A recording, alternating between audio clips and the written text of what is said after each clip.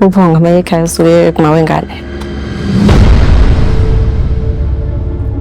Bengikwazi kangcono ukuthi ngathi useceliwe.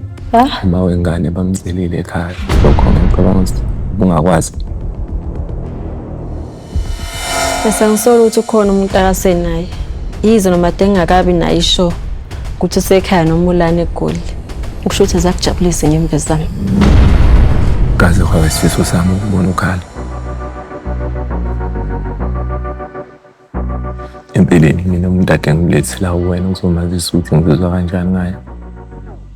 Ukuthi ngiyafisa uhlala ujabule. Inyembezi zakho usuyikhalile azingijabulisanga mina.